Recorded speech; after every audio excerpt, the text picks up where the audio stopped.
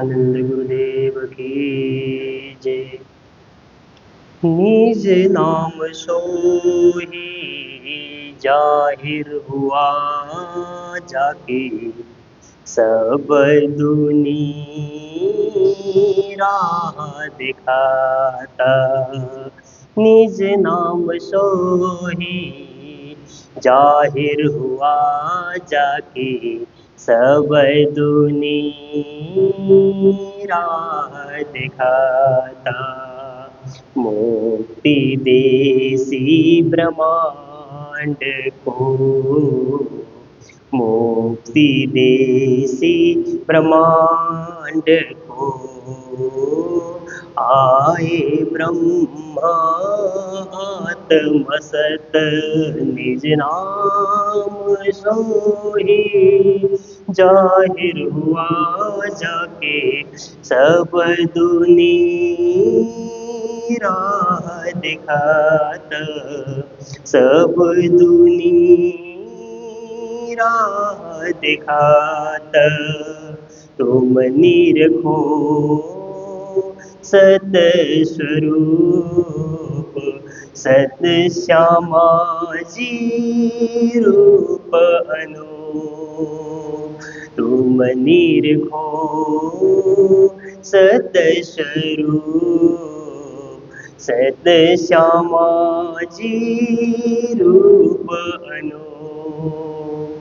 साजुरी सद श्रृंगार साजुरी सद श्रृंगार बिलासो संग सत भरतार बिलसो संग सत भरतार निज नाम सोही जाहिर हुआ जाके सब दुनी राह दिखात।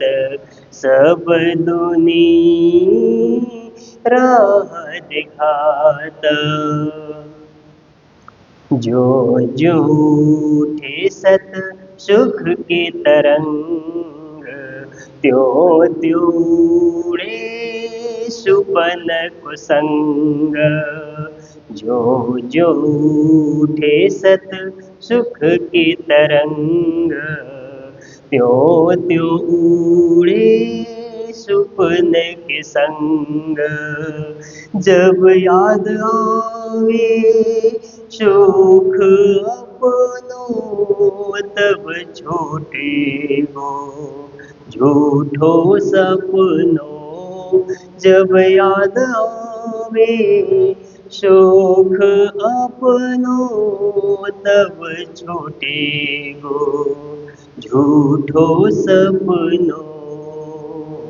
निज नाम सोही जाहिर हुआ जाके सब दुनी राह दिखात। सब दुनी राह दिखात। श्री मोहम्मद कहे सुनो साथ देखो फूल बाणी श्री प्राणनाथ। श्री मोहम्मद कहे सुनो साथ देखो फूल बाणी श्री प्राणनाथ। धनी जी लाए धाम से बचान जिनसे न्यारे न होए चरण। धनी जी लाए धाम से बचान जिनसे न्यारे न होए चरण। निज नाम सोही जाहिर हुआ जाके सब दुनी राह दिखात। सब दुनी राह दिखात। मुक्ति देसी ब्रह्मांड को मुक्ति देसी ब्रह्मांड को आए ब्रह्मात्मसत निज नाम सोही जाहिर हुआ जाके सब दुनी राह दिखात सब दुनी राह दिखात सब दुनी राह दिखात। सच्चिदानंद गुरुदेव की जय। कोई शास्त्र संसार में निर्णय कियो आचार त्रिगुण त्रिलोकी पांच तत्व ये मोहांको विस्तार ये मोहांको विस्तार। बोलो कृष्ण कन्हैया लाल की, श्री निजानंद स्वामी की, श्री प्राणनाथ प्यारे की, महारानी बाईजुराज की, महाराजा छत्रसाल की, गुरुजी मंगलदास महाराज की, श्री कृष्ण प्रणामी धर्म की, तीनों पुरी धाम की, सर्व सुंदर साथ की, निराकार निरंजना सुन्न की प्रणाम। उपस्थित धर्म प्राण शिरोमणि सुंदर साथ जी, माताएं, बहनें, भाइयों, चर्चा कथा। देखिए, कथा क्या है? एक सिलसिलाबद्ध इतिहास, सिलसिलाबद्ध एक इतिहास को कथा कहते हैं। प्राचीन इतिहास चाहे ऋषियों का हो, महर्षियों का हो, सृष्टि का इतिहास हो, जो सिलसिलाबद्ध ढंग से जिसमें संपूर्ण इतिहास लिखा गया है उसको कथा कहते हैं। कथा का अर्थ कहानी भी होती है, पर कथा का अर्थ इतिहास भी होता है। जीवन कथा कहते हैं ना, जीवनी को जीवन कथा। तो आप देखिए, एक है चर्चा। चर्चा में इतिहास नहीं है, केवल ज्ञान है। ज्ञान की बातें जो होती है उसको चर्चा कहते हैं।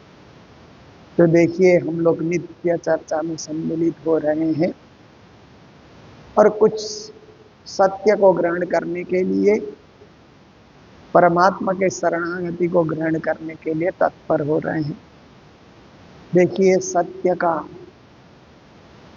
जो गुरुजनों ने जो पालन किया उसका अनुसरण अनुकरण हम कर सकते हैं, क्योंकि दुनिया में अच्छी चीजों का अनुकरण करना अच्छा होता है। बुरी चीजों का अनुकरण करने से हमारा स्वभाव बिगड़ जाता है। आप देखिए, जैसे आचार, विचार और उपकार, ये जो तीन चीजें हैं, इनकी नकल कर सकते हैं। कोशिश करें, हम लोग कोशिश नहीं करते हैं। आचार जो है उसकी नकल करना, कैसे करना कि लोग अच्छा आचरण कर रहे हैं तो हम भी ऐसे अच्छा आचरण करें। लोग समय से उठते हैं, समय से नहा धो लेते हैं, समय से पूजा पाठ करते हैं, तो उनका आचरण अच्छा हुआ। उसको देख करके हम भी शुरू करें आचरण। जैसे हमने देखा वैसे ही हमारे जीवन में उतारने के लिए प्रयास किया। उसको नकल भी नहीं कहा जाएगा, वो असल से आप जुड़े हुए हैं। फिर व्यवहार जो होता है, अच्छा व्यवहार है किसी का, कुशल व्यवहार, किसी प्रकार की ठगाई नहीं है, किसी प्रकार का छल नहीं है, दाव पेच नहीं है। तो ऐसे व्यवहार का भी हम नकल कर सकते हैं। उसको भी नकल नहीं माना जाएगा, परंतु एक शब्द का प्रयोग ऐसे होता है, क्योंकि अच्छे व्यवहार से हमारा जीवन भी अच्छा हो जाता है। अच्छाई को ग्रहण करना ये क्या है कि एक नया अध्याय जीवन में शुरू करने वाली बात है। और तीसरा शब्द है उपकार। कोई उपकार करता है, पर उपकार करता है, दूसरों की भलाई करता है, तो हम भी शुरू करें। देख देख करके हम लोग शुरू करें, क्योंकि कोई चीज सीखने के लिए कहीं देखना तो पड़ेगा ही। ज्ञान सीखने के लिए स्कूल जा करके पढ़ना पड़ता है। ऐसे ही भलाई, परोपकार, इन चीजों को सीखने के लिए दूसरे लोगों को देखना पड़ता है कि वो कैसे भलाई कर रहे हैं, कैसे परोपकार कर रहे हैं, कैसे औरों के हित में काम आ रहे हैं। ये देखना पड़ेगा। जब दूसरे करते हुए दिखलाई देते हैं तो हमें भी वो करना है। उसके करने से क्या होता है कि हमारे जीवन में बहुत बड़ा सुधार आ जाता है। पर कभी कभी क्या होता है कि जो नहीं ग्रहण करना चाहिए ऐसी चीजों को ग्रहण किया जाता है ना। जैसे कोई लोभ कर रहा है, उसको हमने देख करके ग्रहण कर लिया तो उससे हमारा नुकसान ही होगा। कोई क्रोध कर रहा है, देख देख करके हमने उसका भी अनुकरण कर लिया, हम भी क्रोध करने लग गए, उससे हमारा नुकसान ही होगा। कोई द्वेष कर रहा है, ईर्षा द्वेष कहते हैं ना, दूसरों को सहन न करना, दूसरों के प्रति जेलसी प्रकट करना, ये अच्छा स्वभाव नहीं है। परंतु कोई कर रहा है, देखा हमने, हमने भी शुरू कर दिया, तो उससे हमारा नुकसान ही होगा। तो दुनिया में कुछ चीजें ऐसी हैं कि जिसका अनुकरण करने से नुकसान ही नुकसान होता है। और दुनिया में तीन ऐसी चीजें हैं, आचार, व्यवहार और उपकार। ये ग्रहण करने से जीवन हमारा सुधर जाता है, जीवन हमारा महान हो जाता है, कल्याणकारी हो जाता है। तो ऐसे ही श्री प्राणीनाथ जी महाराज ने जो आचरण बताया, जो व्यवहार बताया, लौकिक व्यवहार, और उसके बाद जो उन्होंने उपकार, औरों के उपकार, सबको जगाना, क्योंकि माया में पड़े हुए लोगों को जागृत करना ये भी एक उपकार का काम है।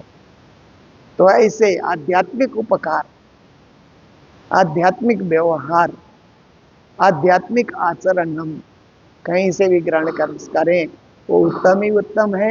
और प्राणनाथ जी से ग्रहण कर रहे हैं तो उससे सर्वोत्तम और कुछ हो नहीं सकता है। तो आज की चौपाई में श्री जी महाराज कह रहे हैं, निराकार निरंजन शून्य की। आप देखिए कि बहुत सारे शास्त्र में बहुत सारे संत निराकार को ही ब्रह्म मानते हैं। जो दिखलाई दे रहा है वो साकार है, साकार का एक दिन नाश हो जाएगा, निराकार का नाश नहीं होता है, निराकार ही ब्रह्म है। ऐसा बहुत सारे संप्रदायों में, और जैसे वेदांत जो शास्त्र है, 6 शास्त्र में से एक शास्त्र है ना वेदांत, उसमें निराकार ब्रह्म, व्यापक ब्रह्म, इस रूप में ब्रह्म को माना जाता है। तो आप देखिए कि हर शास्त्र की अपनी अपनी मान्यता है। न्याय शास्त्र को देखते हैं तो आत्मा ही ब्रह्म, अयम आत्मा ब्रह्म, ऐसा करके ये आत्मा ही ब्रह्म है, ऐसा न्याय शास्त्र का मानना है। और आप देखिए कि वैशेषिक शास्त्र में आप जाते हैं तो काल ही ब्रह्म है, मीमांसा में आप जाते हैं तो कर्म ही ब्रह्म है, सांख्य शास्त्र में जाते हैं तो प्रकृति और पुरुष ही ब्रह्म है, ऐसा माना जाता है।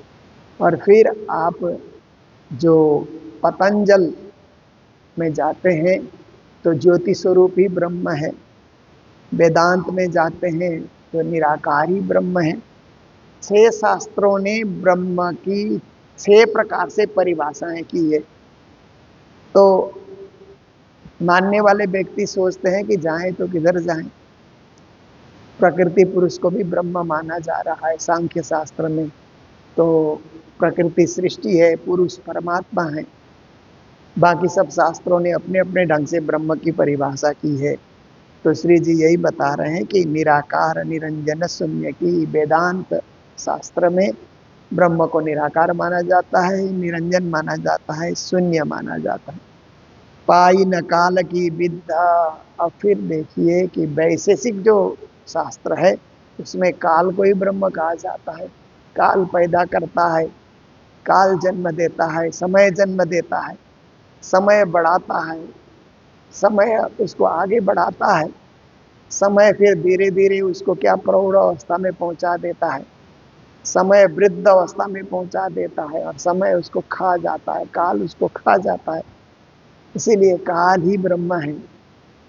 अब देखिए, मीमांसा में कर्म ही ब्रह्म है। पूर्व जन्म में जो कर्म किया उसका फल जन्म मिला हमको, फिर इस जन्म में जो कर्म करते हैं वो फल भी हमारा जुड़ जाता है, पूर्व जन्म का फल भी जुड़ जाता है।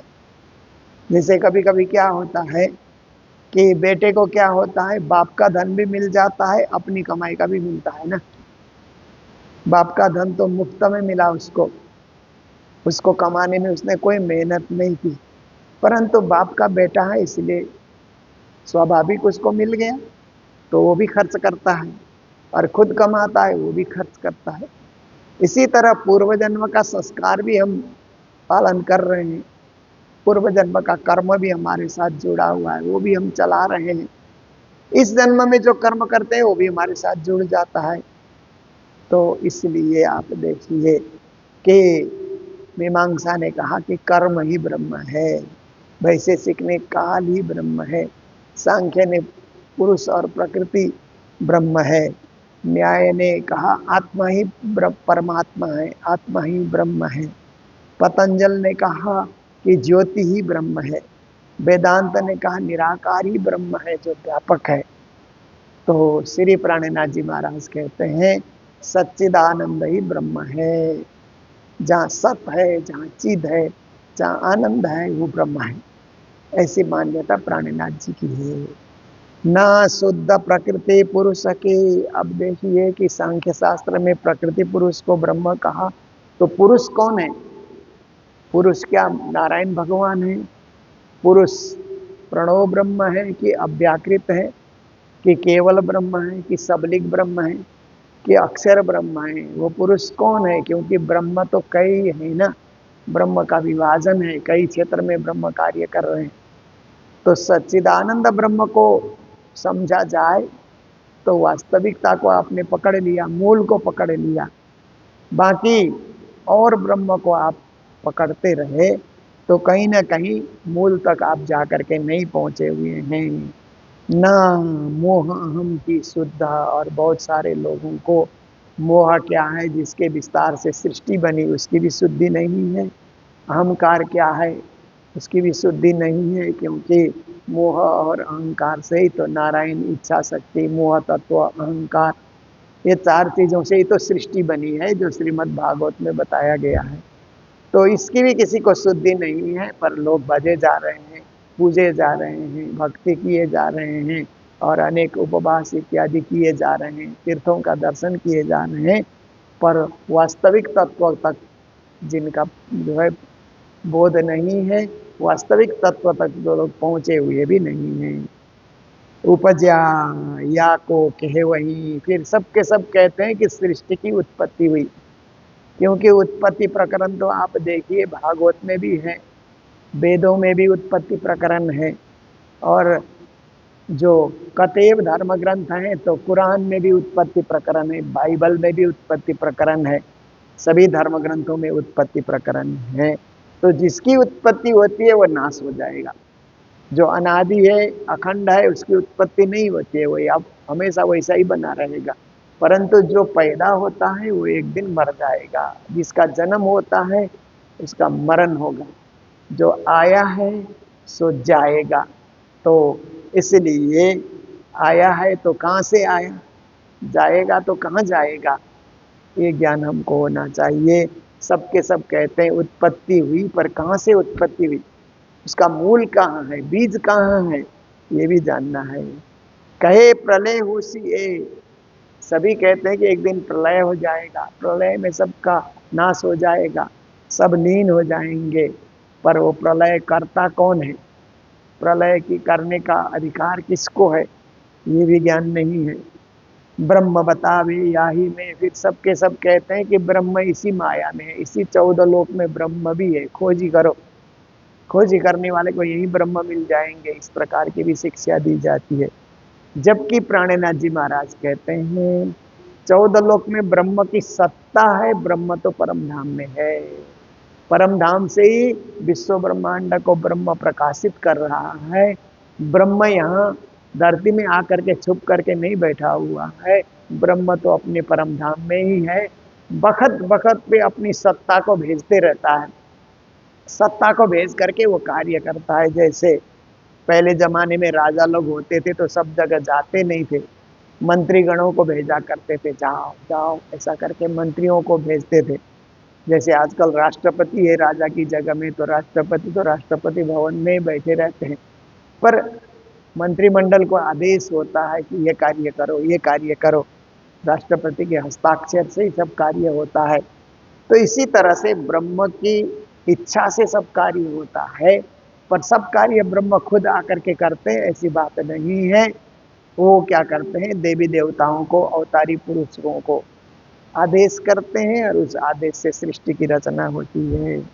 तो इसी संसार में ब्रह्म बताना ये भूल है, क्योंकि वो ब्रह्मा इस संसार से अलग है। जैसे पहले पहले लोग घड़ी देखते थे ना, कोई जमाना ऐसा था कि सबसे पहले घड़ी निकली, क्योंकि लोगों ने देखा कि समय को कैसे समझें। समय तो व्यापक है, समय चल रहा है।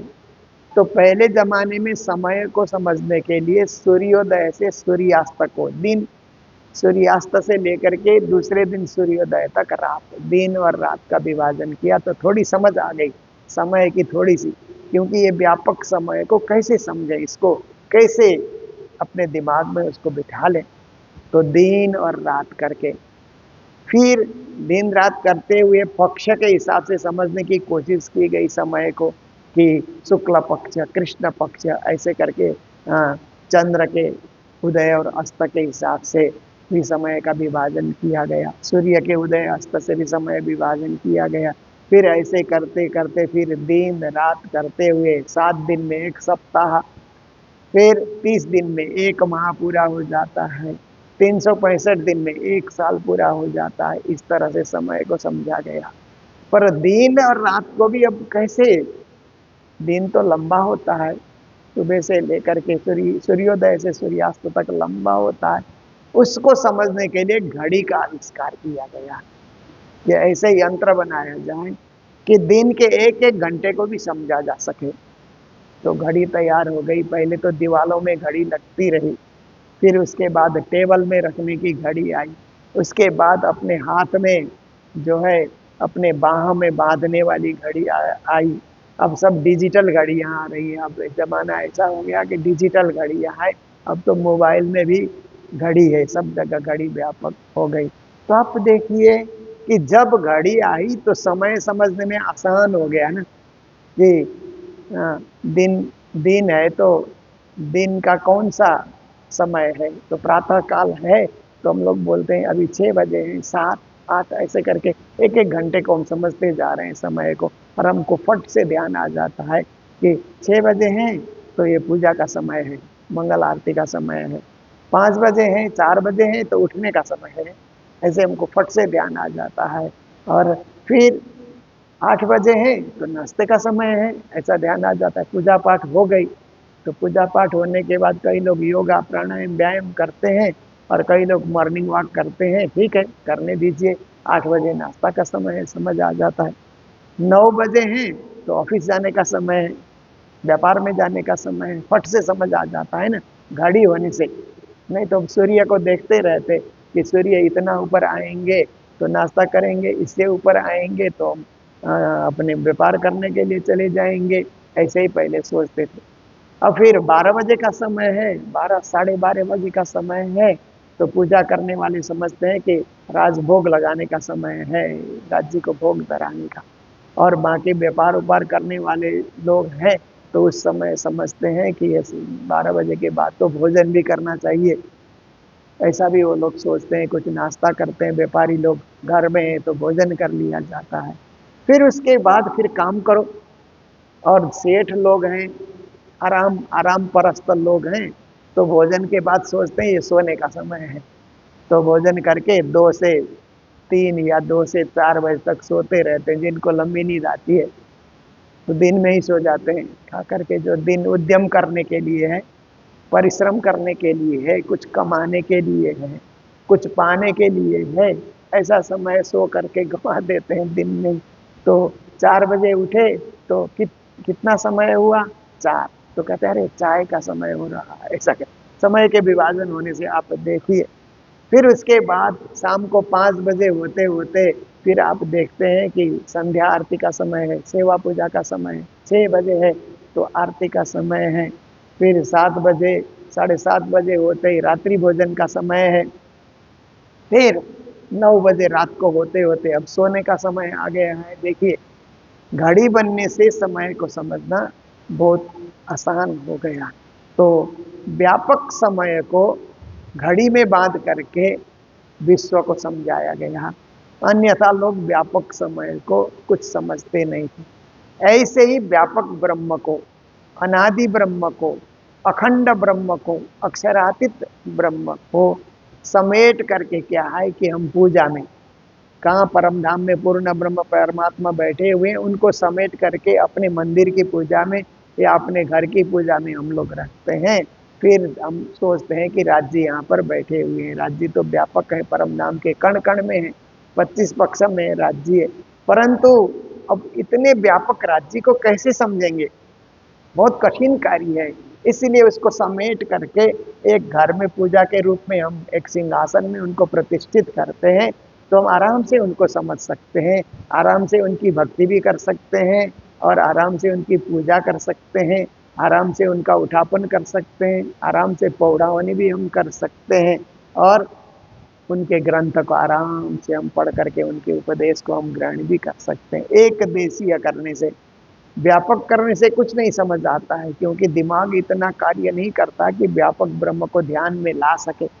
एक देशीय करते ही फिर ध्यान में भी ला सकते हैं, उनके करीब बैठने का अनुभव भी कर सकते हैं, उनकी शिक्षा को ग्रहण भी कर सकते हैं। इसलिए प्राणनाथ जी महाराज कहते हैं कि ब्रह्म बतावे याही में, जो लोग सोचते हैं कि ब्रह्म व्यापक हैं, जगत में ही व्याप्त है, ऐसा करके सोचते हैं, वो ब्रह्म तो परम धाम में बैठे हुए हैं, पर उनका जो एक अंश हमने अपने घर घर में पधरा रखा है और उन्हीं परमात्मा की भक्ति करके उस अखंड अनादि ब्रह्म को हम पा सकते हैं। जगत में ब्रह्म की खोजी करेंगे, जैसे आकाश में सूर्य है और किरणें व्यापक हैं, किरणें हमारे घर घर तक हैं, हमारे आँखों तक किरणें व्यापक हैं, पर सूर्य तो हमारे आँखों में नहीं है, सूर्य तो करोड़ों अरबों कोस दूर है। ऐसे ही परम धाम पूर्ण ब्रह्म परमात्मा कितने अरबों खरबों कोस दूर होंगे, परंतु उनकी कृपा, उनकी दया, जो हमने मंदिर में उनको पधराया है, तो क्या हुआ कि परमात्मा यहीं से हमको आशीर्वाद देने लगे। आजकल और आसानी से समझने के लिए क्या होता है कि लोग क्या करते हैं कि ये सोलार सिस्टम जब से शुरू हुआ कि सूर्य के किरणों को क्या है कि शीशे में वो सूर्य का किरण आकर के जब किरणें उसमें पड़ती है, तो वहाँ से फिर क्या है, सूर्य के जैसे ही गर्मी देने की ताकत उनमें आ जाती है।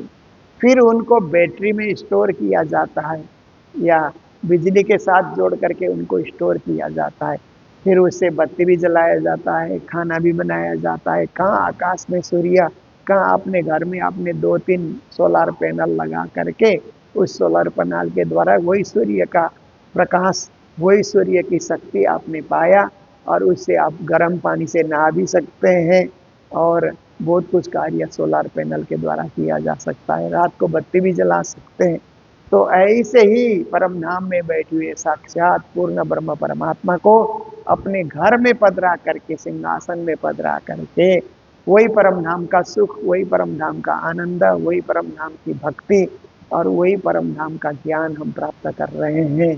क्योंकि वो व्यापकत्व हम इस संसार में धारण नहीं कर सकते, पर एकत्व में ला करके उसको हम घर घर में पूजा करके अपने जीवन में उसका लाभ ले सकते हैं, भक्ति कर सकते हैं। कहे ए सब माया के, दुनिया के जो भी धार्मिक क्षेत्र में उतरे हुए लोग हैं, माया का खेल है, माया का खेल है, सब कुछ माया से ही हो रहा है, ऐसा करके बताते हैं।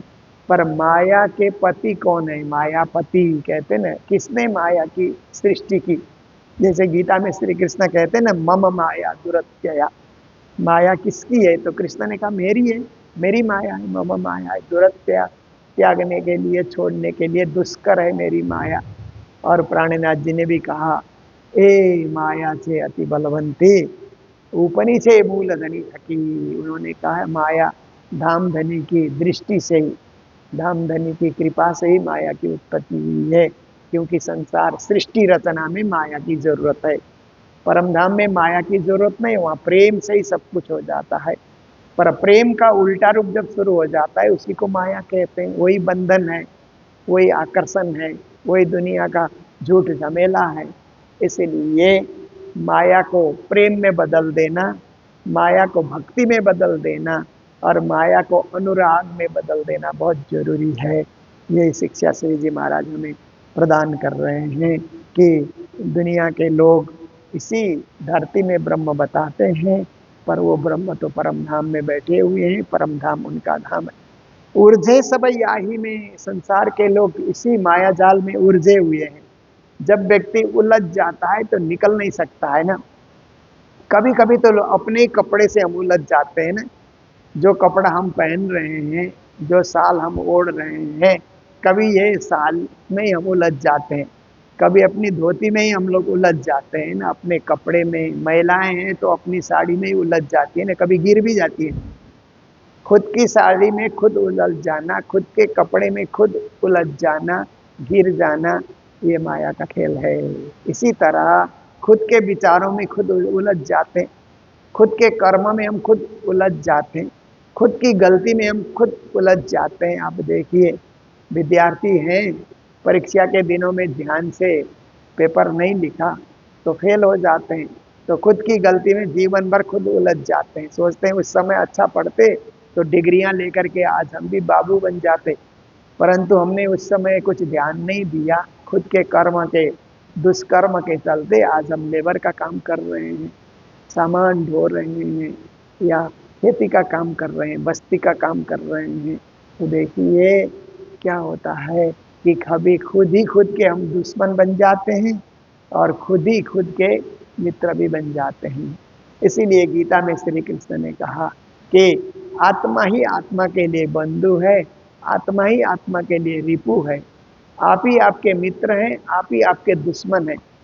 हमने अपना उत्थान किया तो हम ही हमारे मित्र हैं, हमने अपना पतन किया तो हम ही हमारे दुश्मन हैं। तो इस प्रकार से सब कुछ इस ज्ञान को समझना है। पार शब्द न काढ़े एक लोग, 14 लोक से परे, निराकार से परे का एक शब्द भी उच्चारण करते नहीं हैं, तो परम धाम को कैसे लोग प्रकाशित करेंगे अपने संप्रदाय में और अपने अनुयायियों के बीच में। कथ कथ ज्ञान जुदे पड़े, ज्ञान तो बहुत सुनाते हैं, प्रवचन बहुत करते हैं। आप टीवी खोल करके देखो, मोबाइल लेकर के देखो, कितने प्रवचन करता आते हैं, पर निराकार से परे क्या है? सच्चिदानंद ब्रह्म कहाँ रहते हैं, उनका स्थान कहाँ है, ये सारी बातें प्रवचनों में नहीं करते हैं। लोक व्यवहार या इतिहास पुराण की बातें करते हैं, परंतु ब्रह्म तत्व का बोध कराने की बातें कम करते हैं।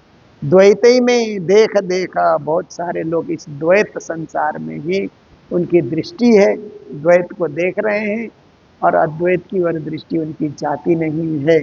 क्योंकि अद्वैत में दृष्टि जाने से ही तो परम नाम का बोध होता है, पर उस तरफ उनकी रुचि भी नहीं है, जाना भी नहीं है। क्योंकि सृष्टि ही 14 लोक की सृष्टि है। सृष्टि भगवान नारायण की है तो वहीं तक जाने की सोच बनाएंगे। सृष्टि अक्षरातीत की है तब तो वहां तक जाने के लिए विचार रखते, पर वहां की सृष्टि है नहीं। ऐसी सब बातें हैं, ये जानने की बातें हैं, समझने की बातें हैं, ज्ञान और विवेक की बातें हैं, जो श्री प्राणनाथ जी महाराज हमें समझा रहे हैं। तो आज भी इन्हीं शब्दों के साथ आज की चर्चा को भी यही रखते हैं, क्योंकि ये वेदांत की चर्चा है जो प्राणनाथ जी ने अनुभव किया और हम सबको वितरित किया। ये दिव्य ब्रह्म ज्ञान का ये प्रसंग चल रहा है, काफ़ी गंभीर विषय भी है और गहरा विषय भी है।